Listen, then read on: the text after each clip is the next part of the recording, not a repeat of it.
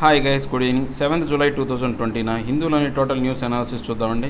ఇక each article అనేది ఈ యొక్క లిస్ట్ అవుట్ కూడా ఇవ్వడం జరిగింది. అంటే ఏ ఎడిషన్లో ఏ పేజ్లో ఉన్నాయి అనేది ఒకసారి చెక్ చేయండి.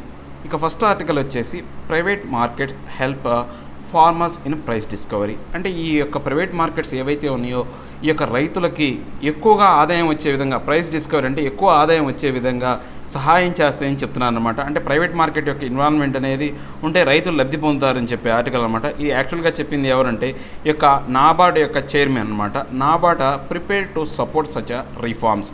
అంటే ఎప్పుడు కూడా ఈ యొక్క నాబార్డ్ అనేది దానికి అలాంటి రీఫార్మ్స్ అంటే ఇలాంటి మార్పులు చర్యలు ఏవైతే ఉన్నాయో అలాంటి మార్పులు తీసుకురావడానికి రెడీగా ఉంటుందని చెప్పేసి ఆ యొక్క నాబార్డ్ చైర్మన్ అయినటువంటి జిఆర్ చింతల అని అతను చెప్పాడు. ఈ యొక్క జిఆర్ చింతల అనేది మామూలుగా మనకు నాబార్డ్ చైర్మన్ ఎవరని ఆర్ఆర్బీ క్వశ్చన్స్ రావచ్చు, ఆర్ఆర్బీలో కానీ లేకపోతే ఈ యొక్క ఎస్బీఐ పీఓస్ అలాంటి ఎగ్జామ్స్లో వచ్చే అవకాశం ఉంటుంది. ఒకసారి గుర్తుపెట్టుకోండి. ఇక ఈ ఆర్టికల్ గురించి చూస్తే national bank for agriculture and rural development. అంటే నాబార్డ్ గురించి ముందు మనం తెలుసుకుందాం. నాబార్డ్ యొక్క ఫుల్ ఫామ్ ఏంటంటే national bank for agriculture and rural development అనమాట. Come to existence on 12th July 1982. అంటే 1982లో ఫస్ట్ ఇది ఎగ్జిస్టెన్స్లోకి వచ్చింది, ఫస్ట్ ఏర్పాటు చేశారనమాట. Transferring the agriculture credit function of RBI and refinance functions of then agriculture refinance and development corporation. అంటే దీన్ని 1982 July 12వ దీన్ని ఏర్పాటు చేసి ఏదైతే అప్పటి వరకు ఈ యొక్క అగ్రికల్చర్ సంబంధించినటువంటి క్రెడిట్ ఫంక్షన్స్ అనేవి ఆర్బీఐ చూసుకుంటుంది. దాంతోపాటు అప్పటి agriculture refinance and development corporation కూడా కొంత బాధ్యతలు అనేవి, ఈ రెండు బాధ్యతలని కలిపి ఉమ్మడి సమిష్టి బాధ్యతలు అనేవి ఈ యొక్క నాబార్డ్ మీద పెట్టి నాబార్డ్ అనే దాన్ని కొత్తగా ఏర్పాటు చేశారనమాట. మిషన్ అసలు దీని యొక్క ఉపయోగం ఏంటో చూద్దాం. To promote sustainable and equitable agriculture and rural development. అంటే రోజు అంటే డైలీ అభివృద్ధి చెందాలా, సస్టైనబుల్ అంటే అభివృద్ధి చెందుతూ, equitable agriculture and rural development అంటే వ్యవసాయం అభివృద్ధి చెందాలి, దాంతోపాటు ఈ యొక్క ఏదైతే గ్రామీణ ప్రాంతాలు రెండు ఈక్వల్గా ఈక్విటబుల్ డెవలప్మెంట్ అనేది ఉండాలని చెప్పేసి దీని యొక్క మెయిన్ ఉద్దేశం అనమాట, లక్ష్యం అనమాట. Major functions promotion and development, refinancing, financing, planning, monitoring and supervision. అంటే ఈ యొక్క ప్రమోషన్ అండ్ డెవలప్మెంట్ ఇంకా అభివృద్ధి చేయటం, డెవలప్ చేయటం, నెక్స్ట్ రీఫైనాన్సింగ్, తర్వాత ప్లానింగ్, మానిటరింగ్ ఇవన్నీ చేస్తూ ఉంటుంది అనమాట. జీఓఐ హోల్డ్స్ 100% స్టాక్ ఇన్ నాబార్డ్. అంటే గవర్నమెంట్ ఆఫ్ ఇండియా అనేది, జీఓఐ అంటే గవర్నమెంట్ ఆఫ్ ఇండియా అనేది పూర్తిగా యొక్క 100% అనేది దీని యొక్క ఓనర్ ఎవరు అంటే నాబార్డ్ యొక్క ఓనర్ అంటే జీఓఐ government of India. Rural infrastructure development fund. దీంట్లో రూరల్ ఇన్ఫ్రాస్ట్రక్చర్ డెవలప్మెంట్ ఫండ్ అనేది RIDF అనే దాని గురించి తెలుసుకుందాం. Created under the NABARD in 1995-96 to finance rural infrastructure projects. అంటే దీన్ని నాబార్డ్తో కింద దీన్ని ఏర్పాటు చేశారన్నమాట 1995-96 మధ్య కాలంలో. ఎందుకంటే ఈ యొక్క గ్రామీణ ప్రాంతాలలో మౌలిక సదుపాయాలను ఏర్పాటు చేయడం కోసం దీన్ని ఏర్పాటు చేయడం జరిగిందనమాట. 37 eligible activities under the RIDF as approved by GOI. అంటే గవర్నమెంట్ ఆఫ్ ఇండియా దీని కింద 37 ఎలిజిబుల్ యాక్టివిటీస్ అనే వాటిని ఈ యొక్క RIDF కింద చేసే అవకాశం అనేది కల్పించిందనమాట. The eligible activities are classified under the 3 broad categories.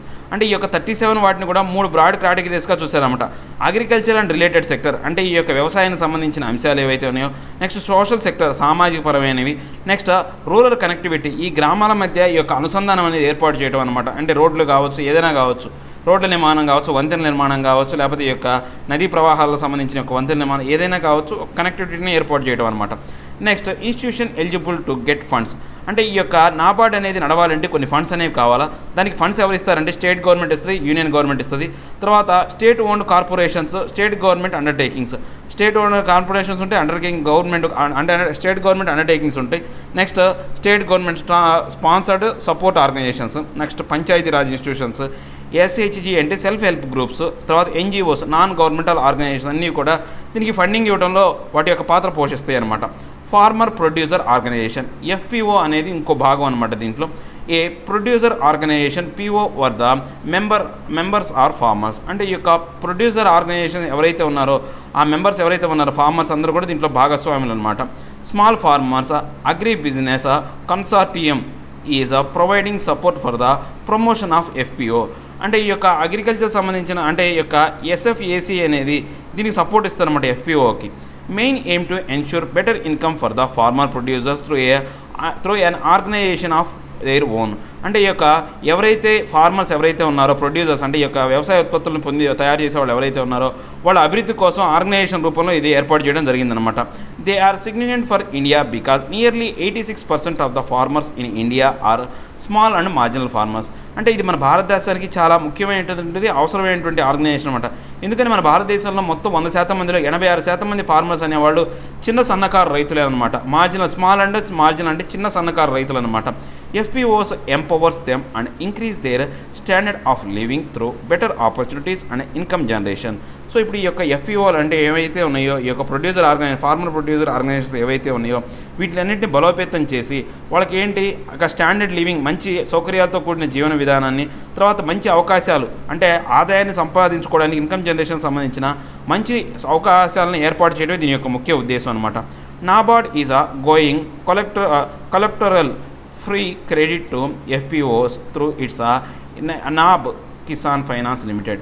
అంటే దీనికి ఈ యొక్క నాబార్డ్ అనేది కొంతవరకు ఫైనాన్సింగ్ ఇస్తుంది అనమాట. ఎలాగంటే నాబ్ కిసాన్ ఫైనాన్స్ లిమిటెడ్ అనే ద్వారా దీనికి ఫండింగ్ అనేది ఇవ్వడం జరుగుతుంది అనమాట. Next animal husbandry infrastructure development fund. ఇప్పుడు యానిమల్ హస్బెండరీ అనేది అంటే యానిమల్ పశుపోషణ, తర్వాత ఇన్ఫ్రాస్ట్రక్చర్ డెవలప్మెంట్ మౌలిక సదుపాయాలు ఏర్పాటు చేయడానికి సంబంధించిన ఫండ్ అనమాట. ఇది setup under the Atmanirbhar Bharat Abhiyan stimulus package. ఇది మనం 20 లక్షల కోట్ల ఈ మధ్యకాలంలో ఈ యొక్క కోవిడ్-19 తర్వాత ఆత్మనిర్భర్ భారత్ అభియాన్ ప్యాకేజ్ అనేది ఒకదాన్ని ఇంప్లిమెంట్ చేశారు. దాంట్లో స్టిమ్యులస్ ప్యాకేజ్ అంటే ప్రోత్సాహకమైనటువంటి ప్యాకేజ్ అనమాట. To incentivise private sector investment in infrastructure for dairy and meat processing. అంటే ఇప్పుడు ఈ యొక్క ప్రైవేట్ రంగ సంస్థల్ని ఈ యొక్క మౌలిక సదుపాయాలు ఏర్పాటు చేయడంలోనూ, దాంతోపాటు ఈ యొక్క డైరీ అనమాట అంటే పాల ఉత్పత్తులు, ఈ యొక్క మాంసం ఉత్పత్తులకు సంబంధించి, ఈ యొక్క మీట్ ప్రాసెసింగ్ సంబంధించి వీళ్ళు ప్రైవేట్ రంగ సంస్థల యొక్క పెట్టుబడులు అనేది దీంట్లో ఉంటాయి అనమాట. To promote private investment in valuation infrastructure and establish animal feed plants. అంటే ఈ యొక్క ఏవైతే ప్రైవేట్ రంగ సంస్థలు ఏవైతే ఉన్నాయో వాటి పెట్టుబడులతో ఇన్ఫ్రాస్ట్రక్చర్ డెవలప్ చేస్తారు. దాంతోపాటు యానిమల్ ఫీడ్ ప్లాంట్స్ ఏవైతే ఉన్నాయో, యొక్క మొక్కలు ఏవైతే ఉన్నాయో అంటే పశు పక్షాలకు ఉపయోగపడిన మొక్కలు కూడా వీళ్ళు పెంచడం మొదలు పెడతారనమాట. The eligible beneficiaries under the scheme. అంటే ఈ యొక్క స్కీమ్ కింద ఎవరు ఎలిజిబుల్ బెనిఫిషరీస్ అంటే ఎఫ్పిఓస్ అనమాట. అంటే ఫార్మర్ ప్రొడ్యూసర్ ఆర్గనైజేషన్స్ ఒకటి, ఎంఎస్ఎంఈస్ స్మాల్ మీడియంస్ అంటే micro small medium scale industries entrepreneurs ఎవరైతే ఉన్నారో వాళ్ళు, section 8 companies, private companies, individual entrepreneurs వీళ్ళందరూ కూడా బెనిఫిషరీస్ అనమాట. Minimum 10% margin money contributed by the beneficiaries. అంటే ఇప్పుడు దీంట్లో వచ్చే దాంట్లో 10% మనీ అనేది వీళ్ళు ఈ యొక్క బెనిఫిషియర్ అనేది దీన్ని కాంట్రిబ్యూట్ చేయాలా. Balance 90% would be loan component to be made available by scheduled banks. అంటే రిమైనింగ్ 90% అనే అమౌంట్ ఏదైతే ఉందో ఈ యొక్క షెడ్యూల్డ్ బ్యాంక్స్ నుంచి ప్రభుత్వం అనేది అప్పులు ఇస్తుంది అనమాట. సో వీళ్ళు యొక్క అంటే ప్రాజెక్ట్ నడపాలి అంటే 10% వాళ్ళు డబ్బులు తెచ్చుకోవాలి, 90% అనేది ప్రభుత్వం ఇస్తుంది. Government of India will produce 3% interest subvention to eligible beneficiaries. అంటే ఈ యొక్క 3% వడ్డీ ఏదైతే ఉందో ఆ యొక్క ఎలిజిబుల్ బెనిఫిషరీస్కి గవర్నమెంట్ ఆఫ్ ఇండియా అనేది అది అంటే దాన్ని తీసేస్తుంది అనమాట. ఆ యొక్క భారం అనేది తన మీద వేసుకుంటుంది. It helps in direct and indirect livelihood creation for 35 lakh people. So దీనివల్ల ఏంటంటే డైరెక్ట్గా ఇండైరెక్ట్గా 35 లక్షల మందికి ఈ యొక్క ఏవైతే లైవ్లీహుడ్లు ఏర్పాటు చేయడమే దీని యొక్క ముఖ్య లక్ష్యం అనమాట. Essential commodities act 1955 and latest reforms. అంటే ఎసెన్షియల్ కమోడిటీ యాక్ట్ అనేది 1955 దాంట్లో కొత్తగా మార్పులు తీసుకొచ్చారనమాట. Enacted to control the production, supply and distribution of including trade and commerce in certain commodities in the interest of general public.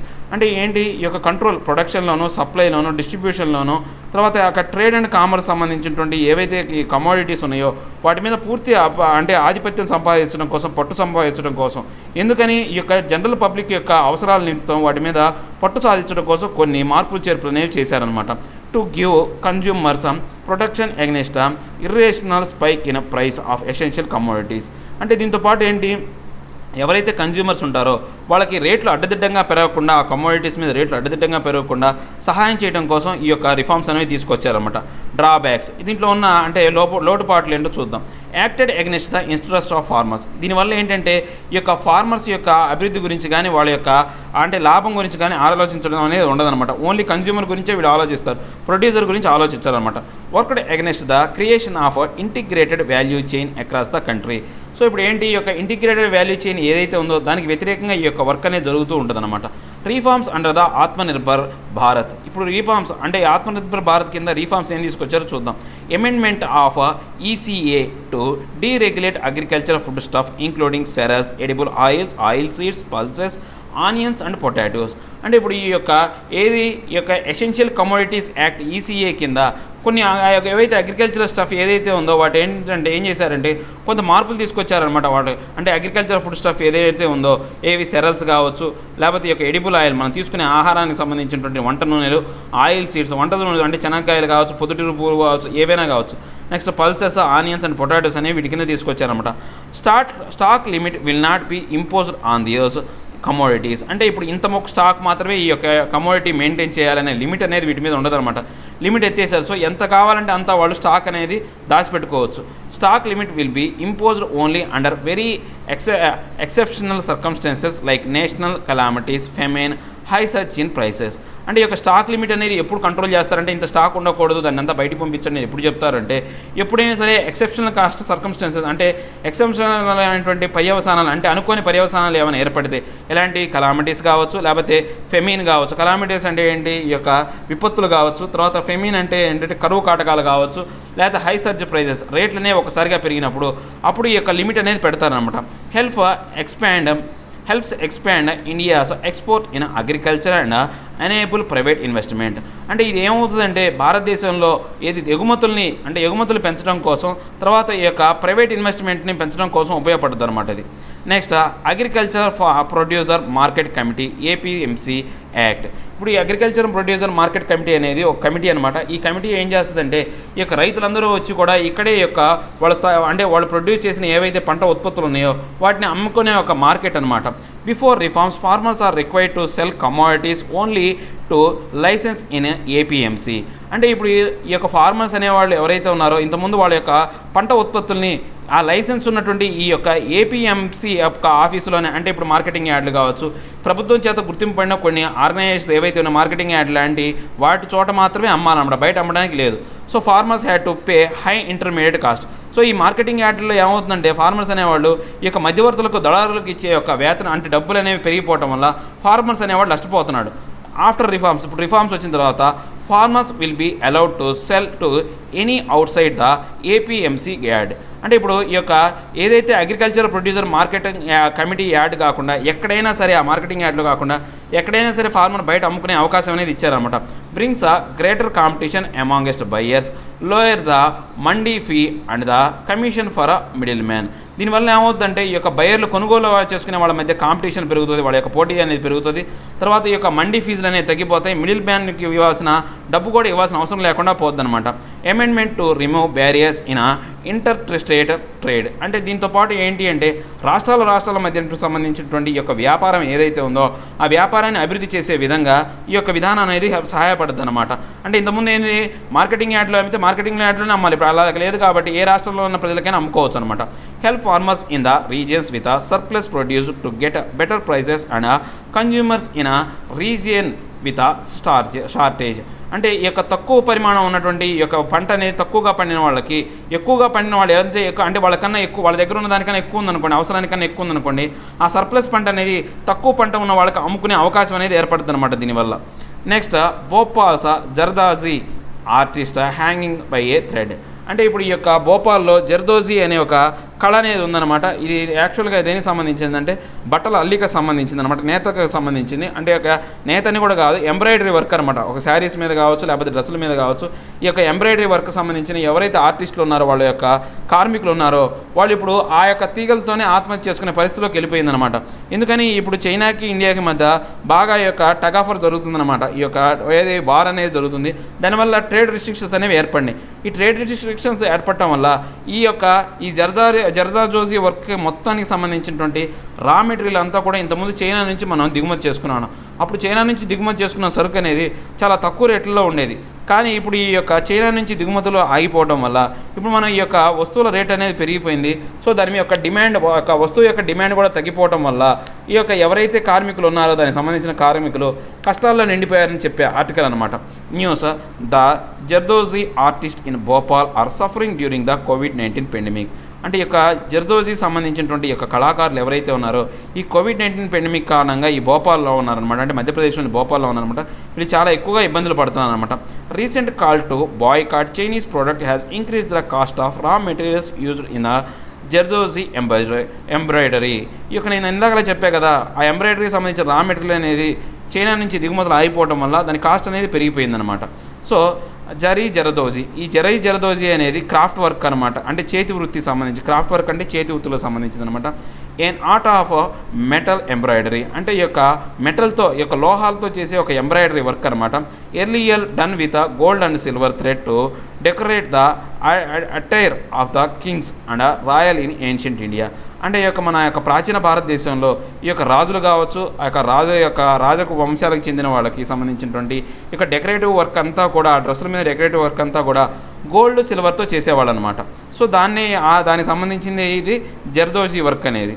It's existence can be dated back to the Vedic period. అంటే దీని existence అంటే అసలు ఎప్పుడు దీన్ని మొదలుపెట్టారని చూస్తే కనుక మన యొక్క వేదాల కాలంలోకి వెళ్తే కానీ మనకు తెలియదు ఎప్పుడు మొదలుపెట్టారని. This imperial craft had flourished from the medieval times reaching its peak during the region of emperor Akbar. అంటే ఈ యొక్క క్రాఫ్ట్కు సంబంధించి దీని యొక్క మంచి రోజులు అనమాట బాగా ప్రాచుర్యం పొందిన టైం ఎప్పుడు అంటే ఎంపరర్ అక్బర్ టైంలో బాగా ప్రాచుర్యం పొందిందనమాట. దీని కళకు మంచి ఆదరణ కలిగింది. ఈ యొక్క వర్తకులు కూడా చాలా అభివృద్ధి పొందారనమాట ఆ టైంలో. The proficiency of the gold thread embroidery was carried forward by the other great Mughal rulers like Shahjahan. అంటే దీని తర్వాత ఈ యొక్క కళ యొక్క అభివృద్ధి అనేది అక్బర్ తర్వాత కూడా కొంతకాలం సాగిందనమాట. నెక్స్ట్ పాలకులు ఏంటంటే షాజహాన్ వరకు కూడా ఈ యొక్క కళ అనేది వరుసగా వస్తూనే ఉంది. The craft get a major set back under the rule of Aurangzeb which in turn resulted in its decline.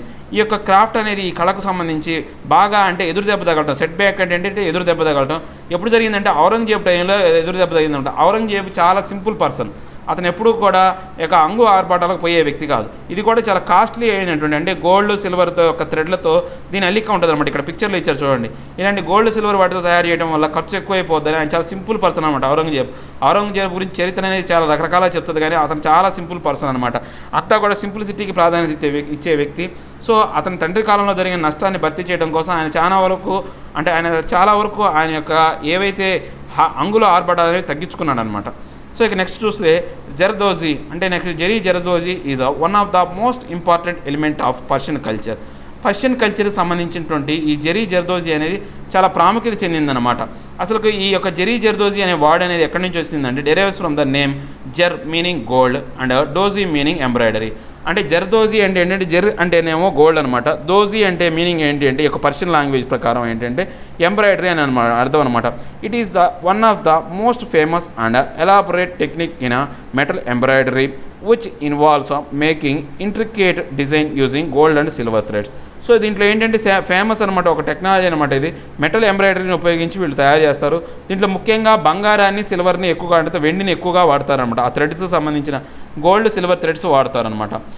Types of zari ఎంబ్రాయిడరీకి సంబంధించినటువంటి రకాలు చూద్దాం. Real zari made up of pure gold and silver. అంటే రియల్ జెరీ అనేది ఎప్పుడైనా సరే ఎలా ఉంటుందంటే ప్యూర్ గోల్డ్ లేదా సిల్వర్తో తయారు చేస్తారనమాట, బంగారం లేదా వెండితో ప్యూర్.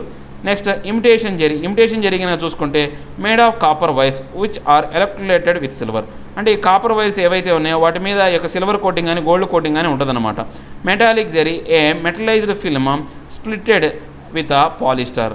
అంటే ఈ యొక్క మెటల్ ఫిల్మ్ అనేది ఈ యొక్క పాలిస్టర్లో కలిపి ఒక జెరీ ఉంటుందన్నమాట.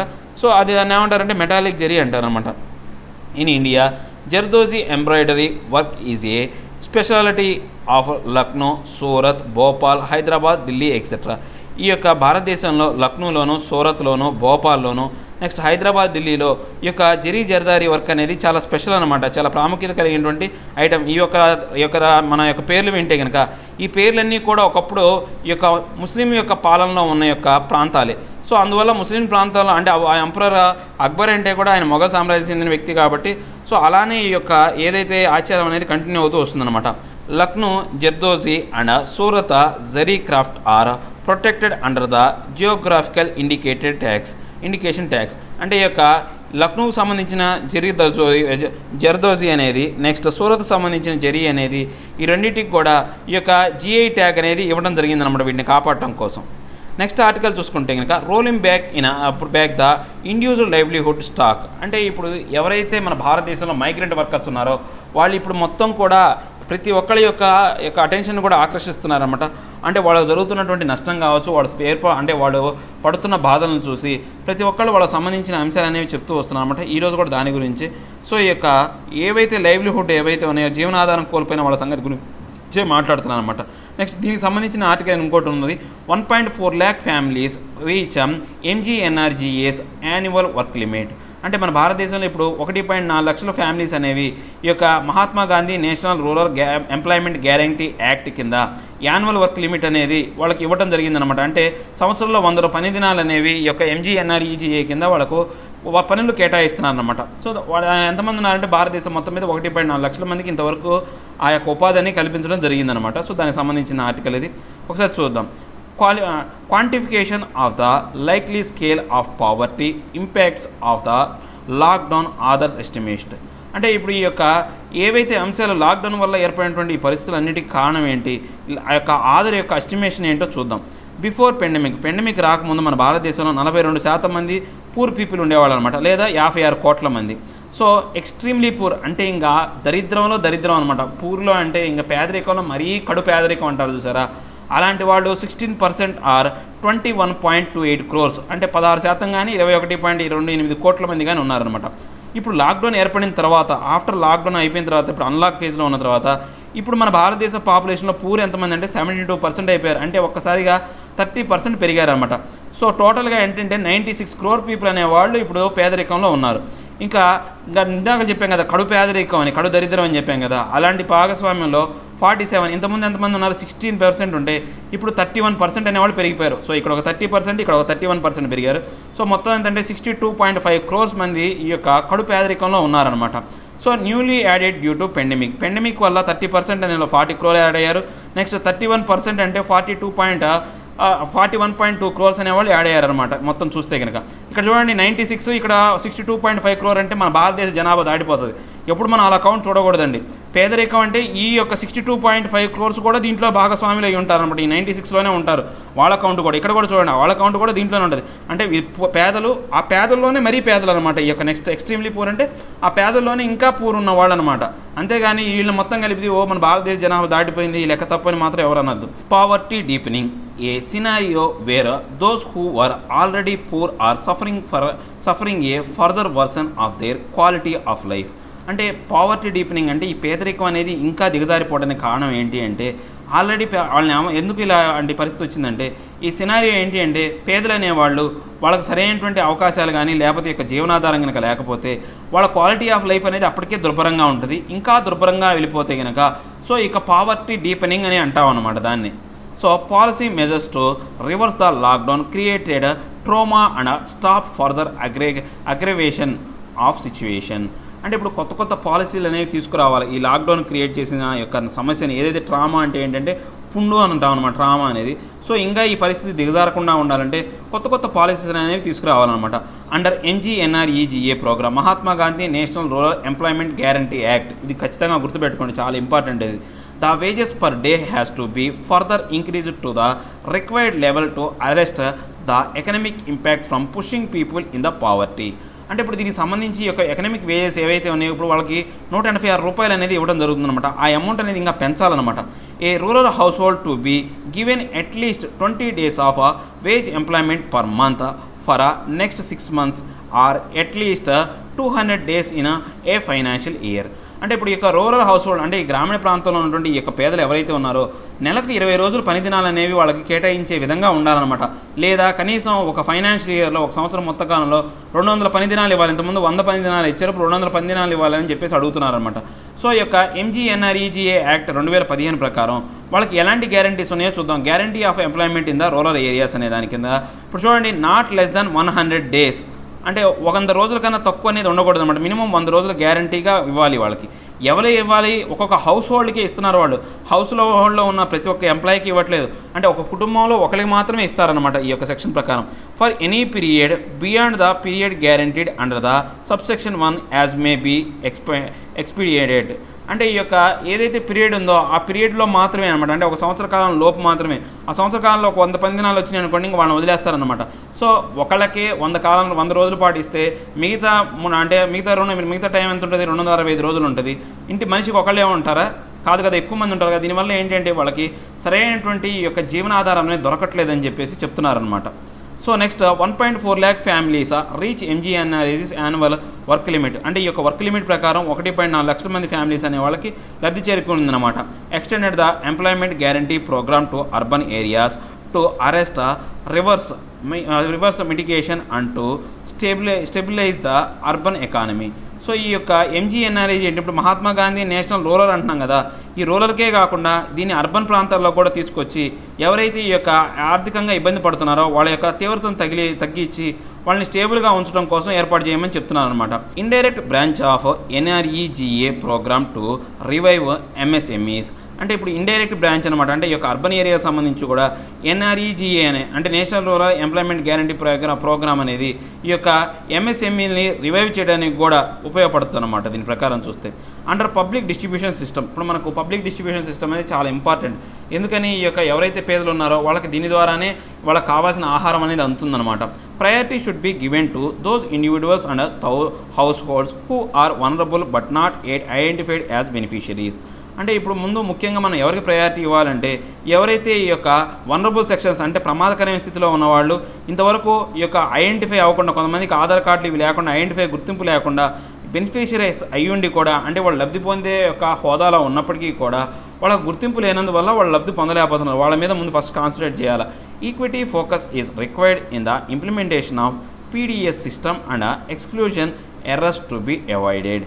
అంటే ఇప్పుడు ఈక్విటీ ఫోకస్ అనేది అందరికీ సమానంగా ఈ యొక్క పీడిఎస్ సిస్టమ్ అనేది అందుబాటులో వచ్చే విధంగా తీసుకొచ్చి ఈ యొక్క ఏవైనా తప్పులు ఏమైనా ఉంటే వాటిని అవాయిడ్ చేసే విధంగా మన వాళ్ళు చర్యలు తీసుకోవాలన్నమాట. Reoriented economic progress and development program to include the vulnerable and the marginalized, the poor and the low income groups to prevent hunger related deaths and destitution, social unrest and crime. అంటే ఇప్పుడు ఏంటి అంటే ఎవరైతే ఈ యొక్క ప్రమాదకరమైన స్థితిలో ఉన్నటువంటి మార్జినైజ్ పీపుల్ ఎవరైతే ఉన్నారో, పేదలు ఎవరైతే ఉన్నారో, లో ఇన్కమ్ గ్రూప్స్ ఎవరైతే ఉన్నారో వాళ్ళందరినీ కూడా ఈ యొక్క ఆకలి బాధల నుంచి వాళ్ళని బయటకు పడేయాలి. దాంతోపాటు మరణాల నుంచి వాళ్ళని కాపాడే విధంగా చూడాలన్నమాట. సో సామాజికంగా వాళ్ళకి భద్రత కల్పించి వాళ్ళు క్రైమ్ చేయాలి అంటే ఈ యొక్క అంటే తప్పులు చేసే విధంగా అంటే వాళ్ళ యొక్క ఆకలిని తీర్చుకోవడం కోసం ఎటువంటి తప్పులు చేసేయడానికి ప్రోత్సహించే విధంగా కాకుండా వాళ్ళకి సహాయం చేసి తప్పుల వైపు వాళ్ళని వెళ్ళనీయకుండా. ఇప్పుడు ఏమైనా క్రైమ్ చేస్తే దొంగతనం చేశారనుకోండి, ఏంటంటే ఆకలి బాధలు తట్టుకోలేక దొంగతనం చేశామని చెప్తాం. సో అలాంటి క్రైమ్స్ పెరగకుండా చూడాల్సిన బాధ్యత ప్రభుత్వం మీద ఉందని చెప్తున్నాను అనమాట. ఇక నెక్స్ట్ ఆర్టికల్ చూస్తే before the next health crisis. అంటే రాబోయే కాలంలో ఇంకొక ఆరోగ్య సమస్య అనేది ఏర్పడుద్దని ఈ యొక్క ఆధార్ చెప్తున్నాడు అనమాట. ఈ ఆర్టికల్ ప్రకారం ఆధార్ ఏం చెప్తున్నాడంటే ప్రపంచాన్ని ముఖ్యంగా 2 సమస్యలు అనేవి పట్టి పీడిస్తున్నాయి. ఒకటి కాలుష్యము, 2 ఈ యొక్క ఆరోగ్య వ్యవస్థ అనేది సరిగా లేకపోవడం అనమాట. అంటే ఇప్పుడు ఈ కాలుష్యం అనేది ఈ యొక్క ఆరోగ్య వ్యవస్థ సరిగా లేకపోవడం అనేది ఎందుకు అంటే రైజ్ అయిందంటే ఎందుకు ఈ అంశం అనేది తలెత్తిందంటే ఈ కోవిడ్-19 కారణంగానే. ఈ కోవిడ్-19 సమస్యగా మనం చూసుకుంటే ఈ కోవిడ్-19 అనేది ప్రపంచంలోని అన్ని దేశాల యొక్క ఆరోగ్య వ్యవస్థ డొల్లతనాన్ని అనేదాన్ని బయటపెట్టింది. సో ఏ దేశం కూడా ఏదైనటువంటి ఆరోగ్య విపత్తు వస్తే ఎదుర్కోవడానికి సన్నద్ధంగా ఏ దేశం కూడా లేదు. మన భారతదేశం పరిస్థితి ఇంకా చెప్పకలేదు. సో ఇలాంటి సమయంలో పొల్యూషన్ గురించి ఎందుకు మాట్లాడారు అంటే ఈ పొల్యూషన్ అనేది ఎక్కువగా ఉండటం వల్ల ఈ యొక్క ప్రజలలో ఈ యొక్క ఇమ్యూనిటీ సిస్టమ్ అనేది బాగా దెబ్బతింటుంది అనమాట.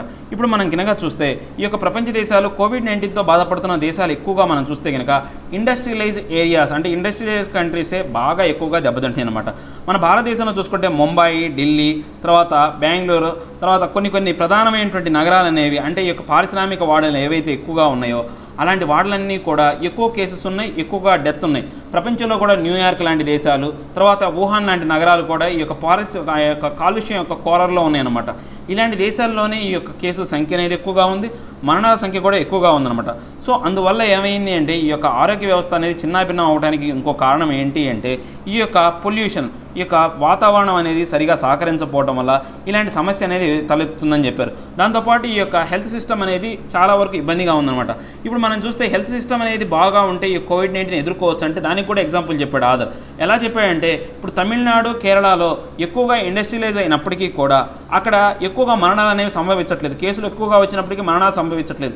ఎందుకంటే మనకు బాగా తెలుసు కేరళలోను, తమిళనాడులోను ఆరోగ్య వ్యవస్థ అనేది చాలా కట్టుదిట్టంగా ఉంటుంది. సో దీన్ని బట్టి మనం చూస్తే ఏంటంటే ఇవన్నీ ఈ 2 కూడా ఇంటర్ కనెక్టెడ్ అనమాట. పొల్యూషన్ తక్కువ ఉందనుకోండి ఆ యొక్క ఏరియాలో ఈ యొక్క ఇన్ఫెక్షన్ అనేది ఉండదు. ఇక్కడ పొల్యూషన్ ఎక్కువ ఉన్నప్పటికీ కూడా ఆరోగ్య వ్యవస్థ బలంగా ఉందనుకోండి దానివల్ల ఈ యొక్క నష్టం జరగదు అని చెప్తున్నాను అనమాట. సో దానికి సంబంధించి న్యూస్లో చూసుకుంటే కనుక reducing air pollution and global warming and the strengthening the health system. అంటే దీని ప్రకారం ఏంటంటే ఈ యొక్క ఎయిర్ పొల్యూషన్ని తర్వాత గ్లోబల్ వార్మింగ్ని తగ్గించి ఆరోగ్య వ్యవస్థను బలోపేతం చేయాలనేది ఈ యొక్క ఆర్టికల్ యొక్క ముఖ్య ఉద్దేశం అనమాట. Global health security GHS index అంటే ఈ global health security GHS index అనే దాని గురించి చూసుకుంటే access and bench mark health security and related capabilities of the nation in the world. అంటే ఈ యొక్క ప్రపంచ దేశాలు ఆ యొక్క హెల్త్ సెక్యూరిటీకి సంబంధించి ఏవైతే క్యాపబిలిటీస్ ఉన్నాయో వాటిని లెక్కించే ఒక ఇండెక్స్ అనమాట ఇది. It accesses about 195 countries that makeup the state parties to the international health regulation IHR 2005 కింద ఈ యొక్క ఇంటర్నేషనల్ హెల్త్ రెగ్యులేషన్స్ ఏవైతే ఉన్నాయో మొత్తం 190 దేశాలు ఉన్నాయంట, కంట్రీస్ ఉన్నాయంట. దానికి సంబంధించిన పార్టీకి సంబంధించిన లిస్ట్ అనేది ఇస్తుంది అనమాట. ఈ యొక్క IHS 2005 ప్రకారం is a World Health Organization between 196 countries including all WHO member states to work together for the global health security. అంటే దీని ప్రకారం ఏంటంటే 2005 ప్రకారం అది IHS 2005 ప్రకారం మొత్తం 196 దేశాలు అనేవి దీంట్లో అందరూ కలిసికట్టుగా గ్లోబల్ హెల్త్ సెక్యూరిటీకి సంబంధించి వీళ్ళు అంటే పని చేస్తూ ఉంటారు, పాటుపడుతూ ఉంటారన్నమాట. It is a project of nuclear threat initiative అనే దానికి సంబంధించింది, NTI దానికి సంబంధించింది. And a John Hopkins centre for health security. అంటే ఇది దేనికి సంబంధించిన ప్రాజెక్ట్ అంటే న్యూక్లియర్ హెల్త్ ట్రీట్ ఇనిషియేటివ్కి సంబంధించి జాన్ హాప్కిన్స్ అనే సెంటర్కి సంబంధించి అంటే హెల్త్ సెంటర్ సెక్యూరిటీకి సంబంధించిన ప్రాజెక్ట్ అనమాట. And it is developed with the economic intelligence unit అనేది EIU అనేవాళ్ళు దీన్ని డెవలప్ చేశారనమాట. సో ఇక నెక్స్ట్ ఆర్టికల్లోకి వెళ్తే opium seizure India in top 5 list. అంటే ఇప్పుడు ఓపియం అంటే ఏంటంటే మత్తు పదార్థాలు ఏవైతే ఉన్నాయో అంటే ఇప్పుడు మనం చూసుకుంటే గంజాయి, కొకైన్, హెరాయిన్ ఇవన్నీ కూడా అలాంటి వాటిని మనం నిషేధించే దేశాల్లో మన భారతదేశం అనేది టాప్ 5 లిస్ట్లో ఉందన్నమాట. టాప్ 5th దేశం అనమాట దానికి సంబంధించిన ఆర్టికల్ అనేది. సో దీనికి సంబంధించి మనకు రకరకాల అంశాలు అనేవి డిస్కస్ చేయడం జరిగిందనమాట. ఓపియం అనేది ఎక్కడ ఎక్కువగా అంటే పండించడం జరుగుతుంది, ఏ ఏరియాల్లో ఎక్కువగా పండిస్తారు, దీన్ని ఎవరు ఎక్కువగా కన్జ్యూమ్ చేస్తారు అనే లిస్ట్ కూడా ఇచ్చారనమాట. దీని ప్రకారం ఏంటంటే గోల్డెన్ ట్రయాంగిల్, గోల్డెన్ క్రెసెంట్ అనే అంశాలు కూడా దీంట్లో డిస్కస్ చేయడం జరిగింది. మనం యొక్క డీటెయిల్గా వీటి గురించి తెలుసుకుందాం అనమాట. News world drug report 2020 was released by the United nations office on drugs and crime. ఈ యొక్క UNODC అనే దానికి సంబంధించి 2020 సంబంధించి డ్రగ్ రిపోర్ట్ అనేది ఈ యొక్క వరల్డ్ డ్రగ్ రిపోర్ట్ అనేది ఇవ్వడం జరిగిందనమాట. ఏది United nation office of drug and crime అనే వాళ్ళు రిలీజ్ చేశారు.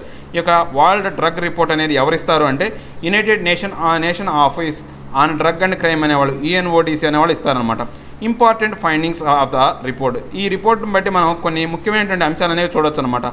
Almost 84% of the total opium was produced in Afghanistan. అంటే ప్రపంచానికి కావాల్సిన అంటే ప్రపంచంలో ఉన్న ఉత్పత్తుల్లో 84% ఓపియం ఉత్పత్తులు అనేవి ఈ యొక్క ఆఫ్ఘనిస్తాన్లోనే ఉన్నాయన్నమాట. Then supply to neighbouring countries Europe, West Asia, South Asia and Africa etcetera. అంటే ఇక్కడి నుంచే ఈ యొక్క నైబరింగ్ కంట్రీస్ అయినటువంటి ఈ యొక్క దేశాలకు, దాంతోపాటు యూరోప్ దేశానికి, వెస్ట్ ఆసియాకి, సౌత్ ఆసియాకి అండ్ ఆఫ్రికాకు కూడా ఇది రవాణా చేయబడుతుంది అనమాట. Highest Caesar of opium was the from Iran, Afghanistan, Pakistan and India. అంటే ఈ యొక్క ఓపియంని ఎక్కువగా నిషేధించిన దేశాలు ఎవరంటే ఇరాన్ ఒకటి, ఆఫ్ఘనిస్తాన్ ఒకటి, పాకిస్తాన్ అండ్ ఇండియా. చూడండి ఆ దేశంలోనే ప్రొడ్యూస్ అవుతున్నప్పుడు కూడా దాన్ని నిషేధిస్తుంది అనమాట. Myanmar and Laos accounts for 7% and 1% of the global opium production supply to east and south east Asia and Oceania. అంటే ఇప్పుడు మొత్తం 84% ఇక్కడ ఎక్కడ జరుగుతుంది, మనకు ఆఫ్ఘనిస్తాన్లో జరిగితే రిమైనింగ్ 7% అనేది ఇప్పుడు 84%లో 7% కలిసింది అనుకోండి 91% అవుతుంది. సో 91% ప్లస్ మళ్ళీ 1% అంటే 7% ఏమో మయన్మార్లో, 1% ఏమో ఈ లావోస్లో ఈ యొక్క ఓపియం అనే ప్రొడక్షన్ అనేది ఉంటుందన్నమాట. సో ఇక్కడ నుంచి సౌత్ ఈస్ట్ ఏషియాకి, తర్వాత ఓషియనియాకి అంటే ఈ యొక్క సముద్ర తీర ప్రాంతాలన్నిటికీ కూడా ఇది రవాణా చేయబడుతుంది అనమాట. India is at 12th position in the world in terms of the heroin seizure. అంటే ఈ హెరాయిన్ సీజర్ సంబంధించి ఈ యొక్క హెరాయిన్ అనే యొక్క మత్తు మానక ద్రవ్యానికి సంబంధించి భారతదేశం 12వ పొజిషన్లో ఉందన్నమాట దాని యొక్క నిషేధానికి సంబంధించి. Highest heroin seizure was reported in Iran, Turkey, United States, China, next Pakistan and Afghanistan. అంటే ఎక్కువగా ఈ యొక్క హెరాయిన్ నిషేధిస్తున్న దేశాలు ఏంటంటే Iran, Turkey, United States, China, Pakistan, Afghanistan అనమాట. Despite a decline in the global area under the opium poppy cultivation, opium production remained stable in 2019. Opium poppy అంటే ఈ యొక్క ఓపియం చెట్టు అంటే ఒక విత్తనం వస్తుంది అనమాట, దాన్ని పాపీ అంటే ఆ ఒక విత్తనం నుంచి ఈ యొక్క ఓపియం అనేది వీళ్ళు తయారు చేస్తారనమాట. సో ఈ యొక్క కల్టివేషన్ యొక్క పరిమాణ విస్తారం తగ్గినప్పటికీ కూడా ఈ యొక్క ఓపియం ప్రొడక్షన్ అనేది స్టేబుల్గా ఉంది 2019లో. Almost 70% of the total opiates were seized from Asia notably south west Asia. అంటే మొత్తం 70 ప్రపంచంలో ఉన్నటువంటి ఈ యొక్క ఓపియం మొత్తంలో 70% యొక్క ఓపియాన్ని మనం ఎక్కడ నిషేధించారంటే ఆసియా, తర్వాత సౌత్ వెస్ట్ ఆసియాలో అంటే వాటిని పట్టుకొని నిషేధించడం జరిగిందనమాట. Asia is a host to more than 90% of the global illicit opium production and is the world's largest consumer market from opiates. అంటే ఇప్పుడు ఆసియా అనేది మనం ఇందాక చూసాం కదా, 84% ఆఫ్ఘనిస్తాన్ నుంచి, సో 7% ఏమో ఈ యొక్క మయన్మార్ నుంచి, సో 1% ఏమో ఈ యొక్క లావోస్ నుంచి ఉంది. మొత్తం 92% అంటే టాప్ మోస్ట్ అనమాట. 92% ప్రొడక్షన్తో ఆసియా అనేది టాప్ మోస్ట్లో ఉందన్నమాట. సో ఈ యొక్క ఓపియం అనేది ప్రపంచ దేశాలు ఇక్కడ నుంచే మార్కెట్ అనేది జరుగుతుంది అనమాట. Next reason for concentration of opium production in Asia.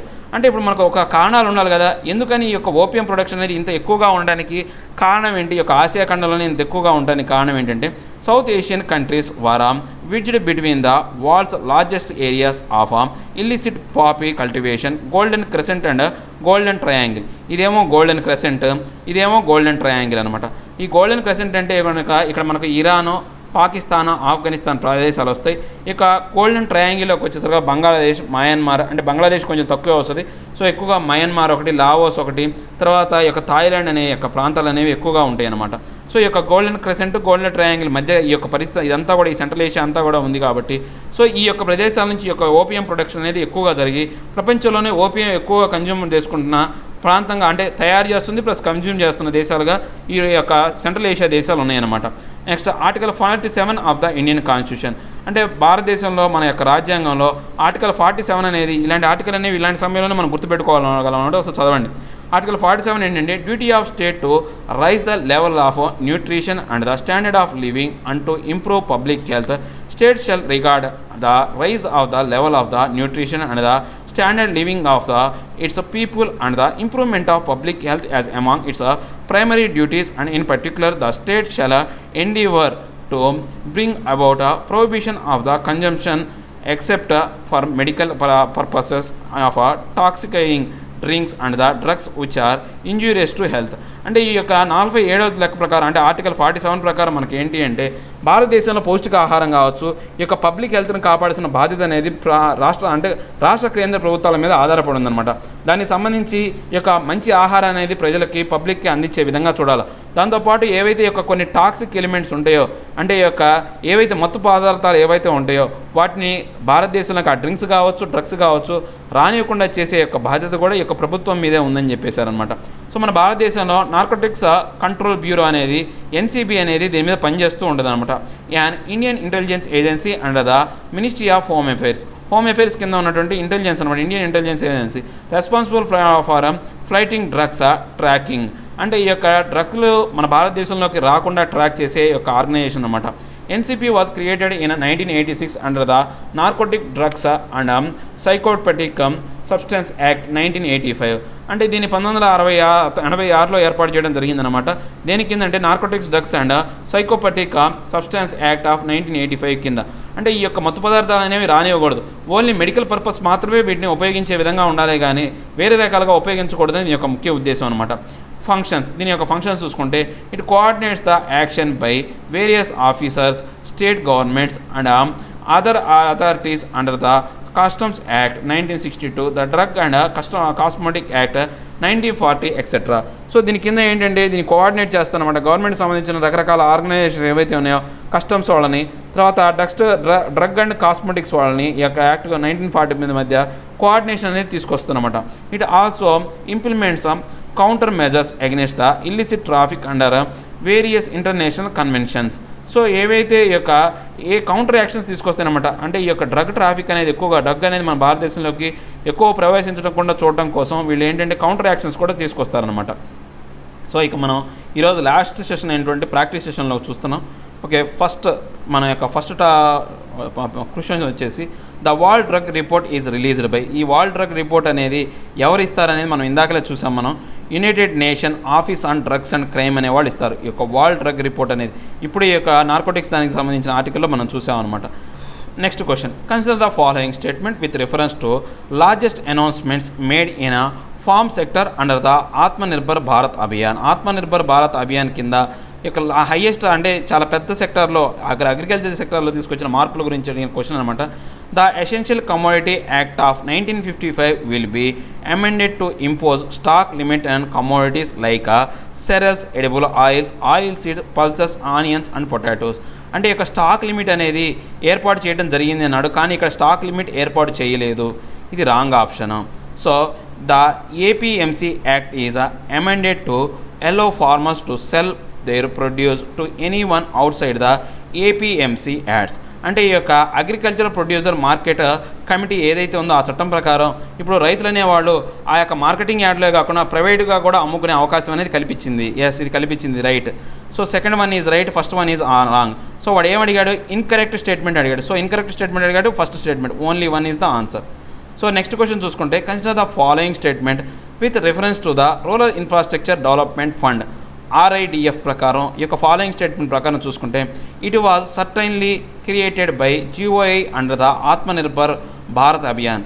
So Atmanirbhar Bharat Abhiyan కింద దీన్ని ఏర్పాటు చేయడం జరిగింది అన్నారు, కానీ ఇది రాంగ్ ఆప్షన్. ఇది ఆత్మనిర్భర్ భారత్ అభియాన్ కింద ఏర్పాటు చేయలేదు. ఇది ఎప్పుడో ఇంత ముందే ఉంది. ఈ యొక్క ఏదైతే ఈ యొక్క రూరల్ ఇన్ఫ్రాస్ట్రక్చర్ డెవలప్మెంట్ ఫండ్ అనేది ఈ యొక్క నాబార్డ్ కింద ఏర్పాటు చేయడం జరిగిందనమాట. ఆత్మనిర్భర్ భారత్ అభియాన్ కింద దీన్ని చేయలేదు. It was created to finance rural infrastructure project. Rural infrastructure ప్రాజెక్ట్కి సంబంధించి వీళ్ళు ఫైనాన్స్ చేస్తారు, ఇది కరెక్టే. It is administrated by NABARD. దీన్ని మెయింటైన్ చేసేది, అడ్మినిస్ట్రేట్ చేసేది ఎవరు అంటే నాబార్డే. ఎస్, ఇది కూడా కరెక్టే. సో ఇక్కడ వాడు ఏమడిగాడు? ఇన్కరెక్ట్ అడిగాడు. ఇన్కరెక్ట్ అంటే మనకేంటి? Only one. సో సారీ అండి, ఇది ఇన్కరెక్ట్ కాదు, కరెక్ట్ అనమాట. సో ఈ ఇన్కరెక్ట్ కాదు, ఇది ఇన్కరెక్ట్ కొట్టేయండి. సో కరెక్ట్ స్టేట్మెంట్ అడిగాడు. కరెక్ట్ స్టేట్మెంట్ అంటే ఏంటి అంటే 2 and 3 అనమాట. ఎందుకని మనకు ఇన్కరెక్ట్ అంటే కనుక ఆప్షన్ లేదు మనకు. సో కరెక్ట్గా చూసుకుంటే 2 and 3 is the right options. ఇక next, consider the following statement regard the zari zardozi work. Zari zardozi work సంబంధించిన ఫాలోయింగ్ క్వశ్చన్ చూస్తాం. It is an art of metal embroidery in which gold and silver thread are used. So gold and silver thread ఉపయోగించే యొక్క metal embroidery art అనమాట, ఇది కరెక్టే. ఇక్కడ మాత్రం only gold and silver అంటే మాత్రం ఈ statement wrong. Only gold and silver కాదు, ఎందుకని ఇంకా మనం రకరకాలుగా చెప్పుకున్నాం. ఏదైతే రాగి తీగలతో కూడా వీళ్ళు సిల్వర్ లైనింగ్ ఉన్నటువంటి రాగి తీగలతో కూడా తయారు చేస్తారనమాట. సో కొంత థ్రెడ్ కూడా ఉంటుంది, సిల్వర్ థ్రెడ్ కూడా ఉపయోగించేస్తారు. కాబట్టి ఓన్లీ అంటే తప్పు, కానీ ఇక్కడ ఓన్లీ అడగలేదు కాబట్టి ఇది రైటే. Next, the craft work reach its zenith during the British rule. British రూల్లో దీని యొక్క ప్రాబల్యం అనేది చాలా ఎక్కువగా ఉందండి. జెనిత్ అంటే ఏంటంటే పీక్ అనమాట, హయ్యెస్ట్కి వెళ్ళిపోయింది అని అర్థం జెనిత్ అనే మీనింగ్ చెప్తే. సో బ్రిటిష్ రూల్లో కాదు, మొఘల్ ఎంపరర్ టైంలో ముఖ్యంగా అక్బర్ సమయంలో బాగా ఎక్కువగా ఉందన్నమాట. సో ఇది రాంగ్ ఆప్షన్. మనకు ఇక్కడ ఏమడిగాడు? కరెక్ట్ స్టేట్మెంట్ అడిగాడు. So only one is the right option. ఇక నెక్స్ట్ చూసుకుంటే, consider the following statement with reference to the global health security index. అంటే GHS కింద, సెక్యూరిటీ ఇండెక్స్ కింద మనం యొక్క ఫాలోయింగ్ స్టేట్మెంట్ చూస్తే కనుక, it access and bench mark the health security and related capabilities of countries that make of the states parties to the international health regulations. IHS ప్రకారం ఈ యొక్క బెంచ్ మార్క్ అనమాట, ఇది కరెక్టే. So it is published by World Health Organization WHO with support of Nuclear Treaty Initiative and John Hopkins centre for health Security. John Hopkins Nuclear Treaty Initiative, ఈ రెండు కరెక్టే. కానీ ఈ యొక్క వరల్డ్ హెల్త్ ఆర్గనైజేషన్కి దీనికి సంబంధం లేదు అసలు చెప్పాలి అంటే. ఈ యొక్క మనకు ఈ యొక్క వరల్డ్ హెల్త్ ఆర్గనైజేషన్కి దీనికి సంబంధమే లేదు. సో ఈ యొక్క స్టేట్మెంట్ అనేది రాంగ్ ఆప్షన్. సో వాడు ఏమడిగాడు? కరెక్ట్ స్టేట్మెంట్ అడిగాడు, మనకు కరెక్ట్ స్టేట్మెంట్ అడిగాడు. So 1 is the right option. So ఇవండి ఈరోజు నా టోటల్ న్యూస్, హిందూలోని టోటల్ న్యూస్ అనాలిసిస్. నా ఎక్స్ప్లెనేషన్ మీకు నచ్చినట్టయితే లైక్ చేయండి, షేర్ చేయండి. మీరు ఏదైనా చెప్పాలి అనుకుంటే కింద కామెంట్ రూపంలో తెలియజేయండి. ఇంకా సబ్స్క్రైబ్ అవ్వని వాళ్ళు ఎవరైనా ఉంటే సబ్స్క్రైబ్ అవ్వండి. Thank you very much.